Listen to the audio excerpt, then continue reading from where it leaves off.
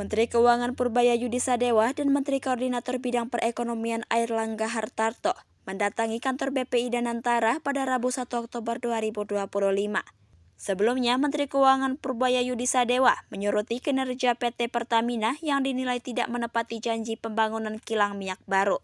Selain persoalan kilang, Purbaya juga menanggapi pertanyaan anggota Dewan mengenai subsidi hingga efisiensi di perusahaan plat merah Danantara. Ia menegaskan selalu memantau proposal yang berkaitan dengan efisiensi maupun upaya pengurangan biaya. Sudah berapa tahun kita mengalami hal tersebut, sudah puluhan tahun kan. Kita pernah bangun kilang baru nggak pernah. Sejak kritis sampai sekarang nggak pernah bangun kilang baru. Jadi nanti bapak-bapak kalau ibu-ibu ketemu Danantara lagi, minta Pertamina bangun kilang baru. Saya pernah, waktu saya di Maritim, saya pernah tekan mereka tahun 2018 untuk bangun kilang. Mereka janji mereka akan bangun 7 kilang baru dalam waktu 5 tahun. Sampai sekarang kan nggak ada satupun. Jadi Bapak tolong kontrol mereka juga. Dari saya kontrol, dari Bapak-Bapak juga kontrol. Karena kita rugi besar. Karena kita impor dari mana? Dari Singapura. Minyak, produk minyaknya. Pabrik pupuk juga. Jadi pada dasarnya kalau gitu sekarang saya bukan juru bayar saja. Saya akan masuk. Saya akan lihat mereka jalankan apa enggak proyek-proyek yang diusulkan. Kalau enggak kita potong uangnya juga, Pak. Saya kan pengawas, saya ganti aja dirutnya. Artinya timbal balik. Jadi ini saya pikir masukan yang bagus sekali dari DPR. Gimana caranya kita memproduksi, tadi Pak Khairul Imam juga memperbaiki alat-alat produksi, termasuk menyediakan alat produksi yang baru yang selama ini kita gagal membangun. Jadi kilang itu bukan kita nggak bisa bikin atau kita nggak bisa bikin proyeknya, cuman Pertaminanya males-malesan aja. Saya pernah kasih ke mereka biar aja karena mereka jelek-jelekin saya kemarin kan. Saya pernah kasih tawaran ke mereka kalau nggak bisa bikin ya udah. Ini ada investor dari Cina mau bangun kilang, Anda perlu beli 30 tahun, setelah 30 tahun Anda dapat kilangnya gratis. Pertamina bilang, kami keberatan dengan usul tersebut karena kami sudah over capacity. Waktu itu saya kaget, over capacity apa? Kami sudah rencana bangun 7 kilang baru, satu pun nggak jadi kan? Mereka bilang, iya tapi ke depan akan jadi, sampai sekarang nggak jadi. Yang ada malah beberapa dibakar kan. Jadi tolong dari parlemen juga mengontrol Pertamina untuk hal tersebut. Jadi kita kerjasama. Tujuan kita sama sebetulnya mengurangi subsidi dan membuat subsidi yang ada pun lebih murah dan tepat sasaran. Jadi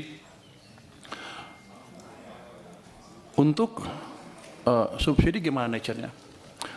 Subsidi sebetulnya kalau bisa nggak subsidi kan.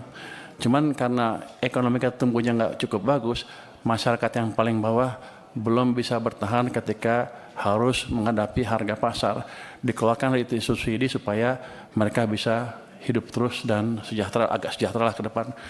Tapi kunci utamanya adalah menciptakan pertumbuhan ekonomi yang lebih cepat. Jadi kita akan mencoba meningkatkan kesejahteraan semuanya sehingga mereka semua kuat pada satu titik, nggak harus subsidi lagi. Jadi langkah itu ke depan menciptakan pertumbuhan ekonomi yang lebih cepat. Makanya saya setuju banget dengan ambisi Pak Prabowo untuk menciptakan pertumbuhan ekonomi 8%. Walaupun susah mungkin ke 8, tapi selama kita bergerak ke arah sana dan bukan ke arah bawah seperti sebelumnya, harusnya cita-cita lama-lama akan tercapai juga. Jadi saya mohon Komisi 11 mendukung saya dalam hal itu, bersama-sama menciptakan tadi pertumbuhan ekonomi yang lebih cepat. Terus untuk data gimana tepat sasarannya, itu kita punya DTSEN ya tadi ya. Ini sudah siap, sudah dipakai oleh Menteri Sosial ya, Kemensos, tapi belum dimanfaatkan oleh Menteri ESDM. Kami akan diskusi dengan mereka supaya mereka betul memakai data sen tersebut ke depan. Tapi sama juga,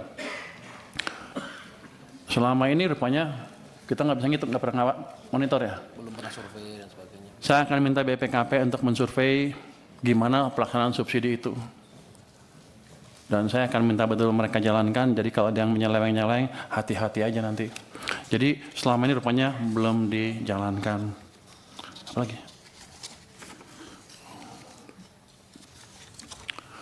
Jadi gini Pak Mawan Cikasan, dengan tadi perubahan peraturan tadi dalam waktu sebulan ya,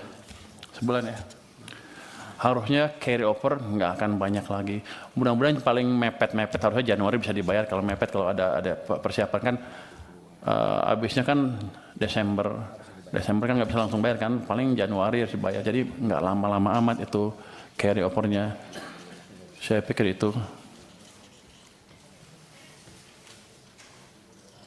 Bapak mau cerita tentang bansos MBG. Oh, ada tadi, tapi bukan dengan subsidi itu. Ada tadi Pak Mas Bahkan sudah jelaskan bahwa ada 1.300 triliun rupiah sudah langsung ke masyarakat.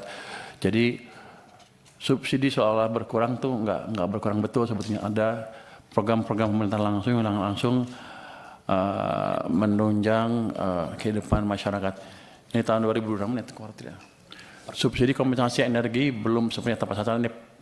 Ini ada bansos 137,5 triliun, ada MBG 335 triliun, ada subsidi kompensasi energi 429,4 triliun. Jadi selain subsidi itu, let's say yang itu jangan hitung lagi kompensasi. Jadi ada 130 dan 335 triliun yang langsung disampaikan ke masyarakat.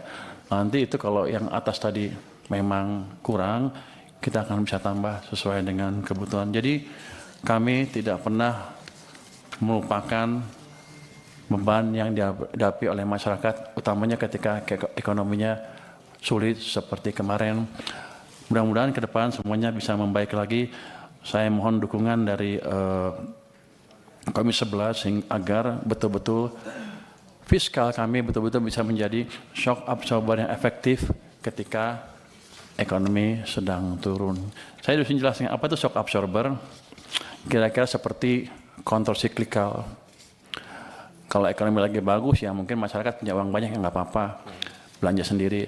Tapi kalau ekonomi sedang turun, pasti kan banyak pengangguran.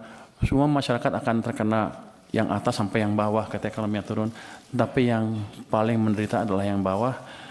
Ya kami perkuat subsidi atau dana bantuan untuk orang miskin dan lain-lain, termasuk menjaga tadi supaya misalnya harga BBM di pasar nggak naik terlalu tinggi, supaya ekonominya bisa tahan, dan kalau sudah recover atau global kondisi membaik sehingga harga minyak nggak terlalu tinggi, baru kami sesuaikan lagi harganya. Jadi shock absorber kami adalah tadi counter cyclical, ketika ekonomi lambat kami kasih stimulus lebih, tapi ketika ekonomi tumbuh terlalu cepat kami kurangi stimulusnya.